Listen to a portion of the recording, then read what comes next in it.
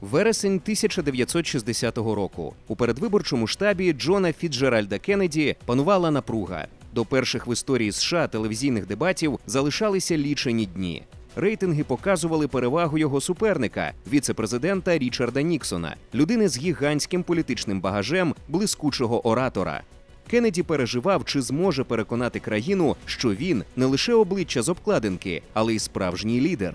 Штаб готував його до кожної деталі – як сидіти, як тримати руки, як дивитися в камеру. Всі знали, цього разу вирішуватиме не тільки слово, але й зображення.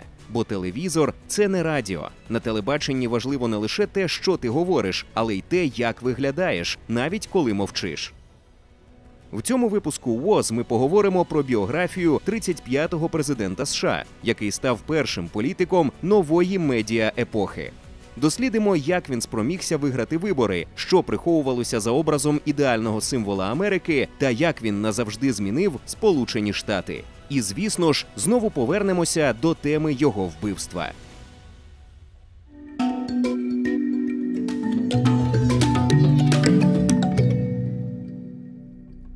Джон народився 29 травня 1917 року в Бруклайні, штат Массачусетс, у родині католиків, вихідців з Ірландії. Його мати, Роуз Фіцджеральд, була дочкою мера Бостона. Батько, Джозеф Кеннеді-старший, поєднував фінансову хватку з політичними амбіціями, став мільйонером до 30, керував комісією з цінних паперів, морським відомством і представляв США як посол у Великій Британії.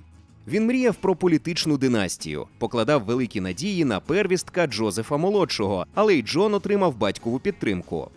У престижній приватній школі Джон швидко став зіркою – харизматичний, дотепний, спортивний. Грав у теніс, баскетбол, футбол, ходив на яхті, щоденно читав «Нью-Йорк Таймс», а ще організував сатиричний клуб, де учні висміювали вчителів. Вступивши до Гарварду, вивчав державне управління, подорожував Європою і фактично став секретарем батька-дипломата у Лондоні. Спостерігаючи за початком Другої світової, він присвятив дипломну роботу Мюнхенській угоді 1938 року і аналізу причин неготовності Великої Британії до конфлікту з Гітлером. Праця вийшла друком під назвою «Чому Англія спала» і отримала схвальні відгуки навіть від президента Рузвельта. Кеннеді несподівано став автором з іменем. Війна набирала обертів. Джон, слідом за старшим братом, пілотом військово-морських сил, також прагнув потрапити на фронт. Будь-який чоловік, якого запитають у цьому столітті, що він зробив, щоб його життя мало сенс, я думаю, може відповісти з великою гордістю та задоволенням: «Я служив у військово-морських силах Сполучених Штатів». Через хронічну травму спини Джона спершу не взяли до війська, але батько підключив зв'язки і завдяки цьому Кеннеді зарахували до резерву у званні прапорщика. Він пройшов школу підготовки офіцерів, навчання у центрі ескадрильї моторних торпедних катерів і незабаром прийняв командування катером PT-109 біля берегів Нової Гвінеї. В ніч на 2 серпня 1943 року катер був розсечений японським есмінцем «Амагірі». Полум'я, вибухи бензину, крики поранених. Екіпаж опинився за бортом у палаючій бензиновій плямі. Пораненого моряка, який не міг пливти, Кеннеді тягнув за ремінь крізь хвилі. За кілька годин команда досягла острова, вижило 11 з 13. Згодом вони зустріли місцевих жителів, Кеннеді вирізьбив на кокосі повідомлення про порятунок, яке тубільці передали на американську базу. Екіпаж евакуювали. Кеннеді отримав медаль, а улюблена «Нью-Йорк Таймс» зробила з нього героя нації. Пізніше Кеннеді зберігав цей кокосовий горіх на своєму столі в овальному кабінеті як нагадування про події війни. Наступного року старший брат Джозеф загинув на секретному завданні в Європі, а Джона після поранень і лікування звільнили з флоту з почестями. Нагороди, пурпурове серце та медаль ВМС закріпили за ним образ відповідального і сміливого лідера. У 1945 році Джон працював журналістом, висвітлював установчу конференцію ООН у Сан-Франциско, мав акредитацію на Потсдамську конференцію. Але побачивши закулісся великої політики, остаточно вирішив, він хоче не писати про історію, а творити її. Кеннеді отримав підтримку батька на шляху до Конгресу. І вже на старті кар'єри Джон наповну використав свій публічний образ. Під час першої кампанії його штаб розповсюдив сотні тисяч копій героїчного нарису Джона Херсі, який прославляв Кеннеді як воєнного героя.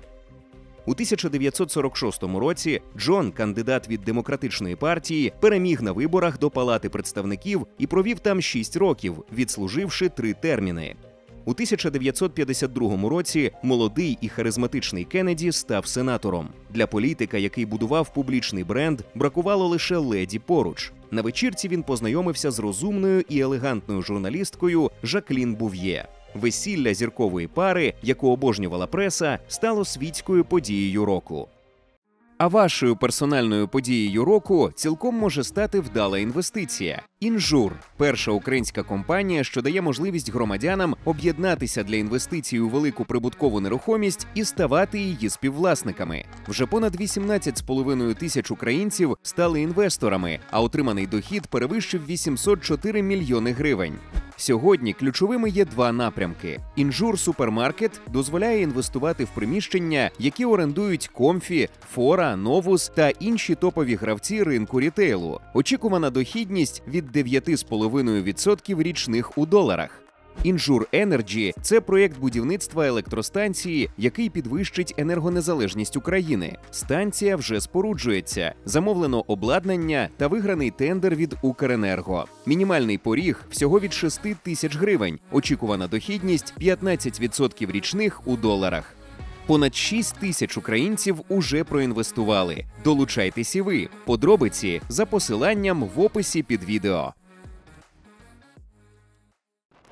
У 1960 році Кеннеді пішов ва-банк і висунув свою кандидатуру в президенти. У країні, де 70% населення були протестантами, його католицизм викликав настороженість. Щоб розвіяти упередження, він виступив в Техасі перед об'єднанням протестантських пасторів. «Я не католицький кандидат у президенти, я кандидат від Демократичної партії, який також є католиком».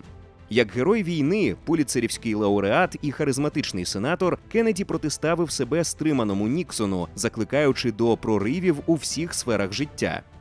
«Ми стоїмо на краю нового рубежу незвіданих можливостей і загроз, рубежу наукового і космічного простору, рубежу нерозв'язаних проблем бідності і расової несправедливості, рубежу, який кличе нас далі». Перші в історії США телевізійні дебати між кандидатами в президенти стали поворотним моментом не лише у цій виборчій кампанії, але й в історії політики. 26 вересня 1960 року Америка завмерла біля екранів. У кадрі 2 кандидатів – блідий, змучений хворобою Ніксон, що відмовився від гриму і збирав піт з обличчя, та спокійний, засмаглий і впевнений Кеннеді, котрий дивився в камеру, мов у вічі кожному виборцеві. Переконливі слова звучали з обох боків, але вперше спрацювала картинка. Ті, хто слухав дебати по радіо, віддавали перемогу Ніксону. Але це був кінець епохи радіо, почалася ера аудіовізуального шоу. І вона триває досі. Якщо вам подобається, як наш канал користується сучасними можливостями, аби розповісти вам про плин історії, поставте лайк цьому відео, а також підпишіться на канал, якщо досі не зробили цього. Також ми закликаємо вас підтримати нашу роботу за реквізитами в описі, так як це зробили хранителі ВОС.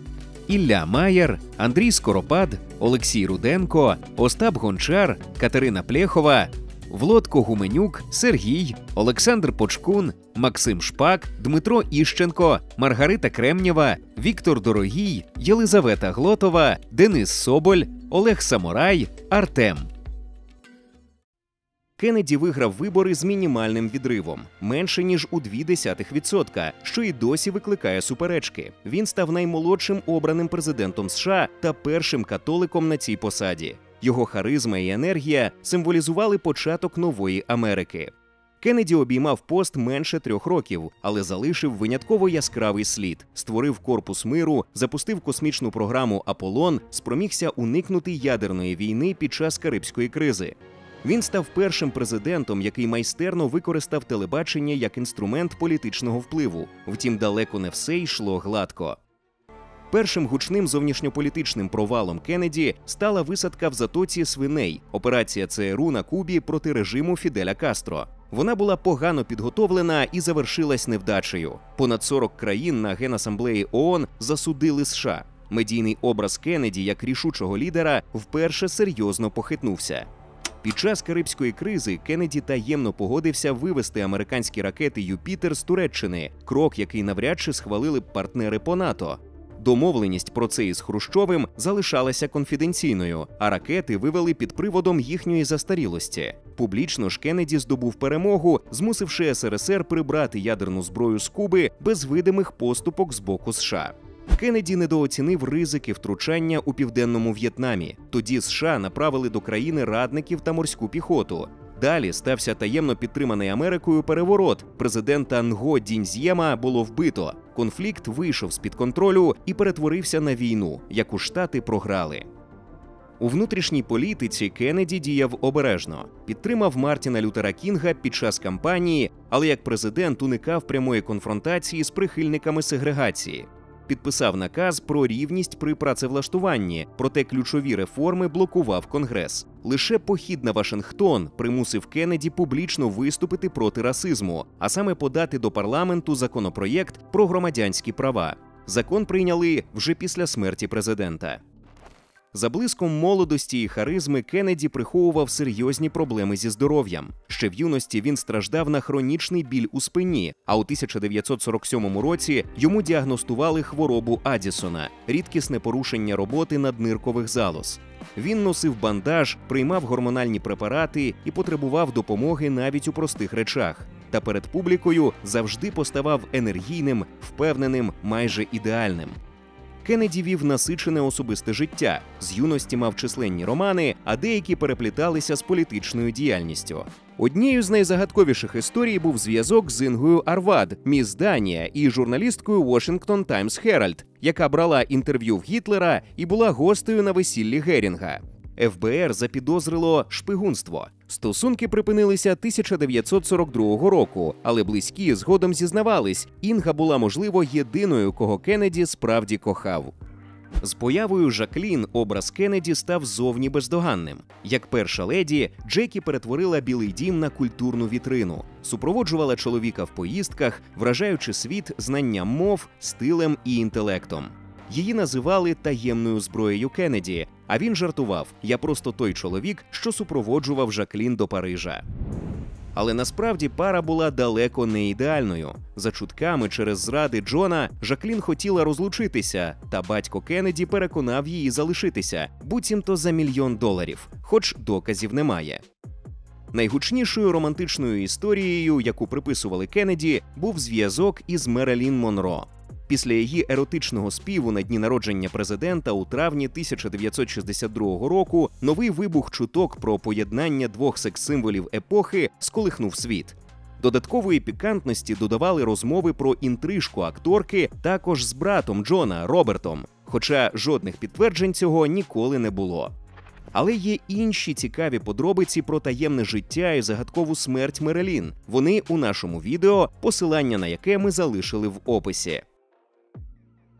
22 листопада 1963 року президента Джона Кеннеді застрелили в Далласі, штат Техас, коли він разом із Жаклін їхав у президентському авто по вулиці міста.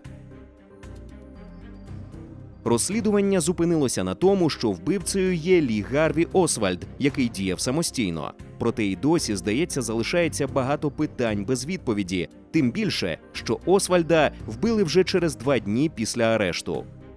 Одні альтернативні теорії твердили, що за вбивством стояли радянські чи кубинські спецслужби, інші – мафія, обурена антикорупційною політикою Кеннеді, або ж навіть ЦРУ, яке він, можливо, планував реформувати. Розсекречення нових документів у 2025 році не принесло сенсацій. Версія про стрільця-одинака не була спростована. Після смерті Джона Жаклін створила одну з найсильніших політичних метафор ХХ століття. Вона порівняла роки його правління з легендарним Камелотом, двором короля Артура, місцем честі, благородства і високих ідеалів. Цей образ став медійним шаблоном, через який Америка осмислила коротке президентство Кеннеді. Молодий лідер, що надихав мільйони, обіцяв нову епоху і, як і король Артур, загинув занадто рано. Цей сучасний міф і досі не дає спокою творцям медіа, зокрема і кіно в усьому світі. Згадаємо лише 2 яскравих приклади. Увінчену гілкою Міжнародної академії преси стрічку Роджера Дональдсона «13 днів» та нагороджений премією «Сатурн» серіал «11-22-63» за романом Стівена Кінга. В обох роботах Кеннеді постає як історичний символ, навколо життя та смерті якого і розгортається шоу. Шоу, яке не зупиняється. Адже з того часу і почалась ера політиків як медійних брендів. Хто, на вашу думку, є найяскравішими представниками цієї когорти? Напишіть про це в коментарях.